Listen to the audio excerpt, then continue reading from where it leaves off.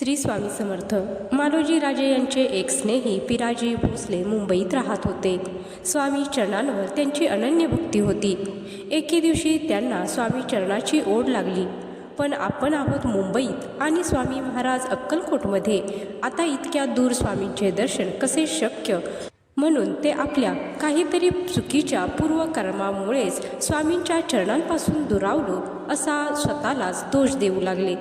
आणि ज्या दिवशी स्वामींचे दर्शन होईल तोच आपल्यासाठी सोन्याचा दिवस असेल असे मनोमन बोलू लागले. त्यांना अन्न पाणी गोड लागत नव्हते. एके दिवशी पिराजी आंघोळीला गेले तेव्हा त्यांच्या सेवकाने पूजेची सर्व तयारी केली. तितक्यात आश्चर्य घडले. स्वामी महाराज प्रत्यक्ष रूपात तेथे आले आणि देवांच्यासाठी मांडलेल्या पाटावर जाऊन बसले. स्वामी महाराजांची प्रत्यक्ष मूर्ती बघताच पिराजींना खूप आनंद झाला. त्यांनी तात्काळ स्वामींचे चरण घट्ट पकडले. भक्तीच्या अश्रूंनी स्वामी चरणांचा अभिषेकच केला म्हणा. तेव्हा स्वामींनी त्यांच्या डोक्यावर हात फिरवला आणि बोलले, तू माझा अनन्य भक्त आहेस. तुझ्या सद्गुणांचे मोल नाही. तू निरंकारी हो मला शरण आलास. ही तुझी शरणागती आणि माझ्या चरणी असलेले प्रेम बघून मला राहावले नाही. म्हणूनच तुझ्या भेटीस मी आलो.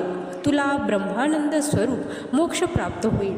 यापुढे सर्वानुभूती नम्र रहा, निरपेक्ष रहा, शांत चित्त रहा. मी नेहमी तुझ्याबरोबर आहे.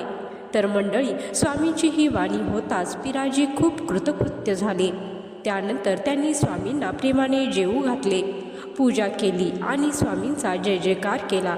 तर या कथेचा बोध हाच की जेव्हा जीवनाची सर्वोच्च गरज स्वामी असेल तेव्हा स्वामींना दर्शन द्यावेच लागते. हे कायम लक्षात ठेवा.